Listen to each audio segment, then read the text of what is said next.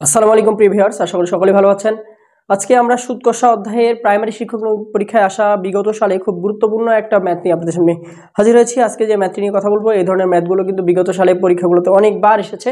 তো এই ম্যাথটা কিভাবে অল্প সময়ে সমাধান করা যায় তার অসাধারণ একটা ম্যাজিক আপনাদের আজকে শিখে দেবো। আসুন কথা না বাড়িয়ে মূল আলোচনায় চলে যাই। তো এখানে একটা ম্যাথ লিখে রেখেছি, শতকরা 5 টাকা হার সুদের 120 টাকার 3 বছরে সুদে আসলে কত, এটা আপনাকে বের করতে হবে। তো এই অঙ্কটা সমাধানের ক্ষেত্রে যে টেকনিকটা আপনাদের মনে রাখতে হবে সেটা হচ্ছে a সমান সমান p ইন্টু 1 প্লাস আর এন। এ হচ্ছে সুদ আসল, পি হচ্ছে আসল, 1 আর হচ্ছে সুদের হার, এন হচ্ছে কত সময়।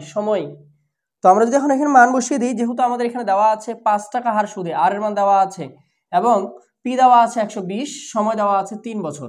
তো আমরা যদি মানগুলো বসিয়ে দেই তাহলে দেখেন পি দেওয়া আছে 120, 1 আর দেওয়া আছে এখানে কত 5%, অর্থাৎ 5 গুণন সময় দেওয়া আছে 3, যেহেতু 5 শতকরা দেওয়া আছে সেহেতু আমাদের 100 দিয়ে ভাগ করতে হবে। তো আমরা যেটাকে ক্যালকুলেশন করি তাহলে 120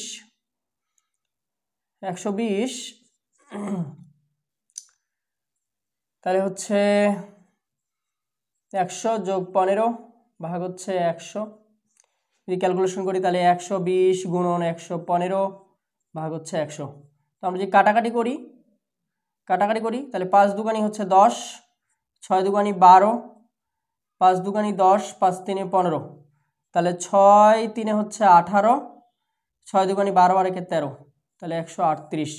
তাহলে শতকরা 5 টাকা হার সুদে 120 টাকার 3 বছরে সুদে আসলে হবে 138 টাকা।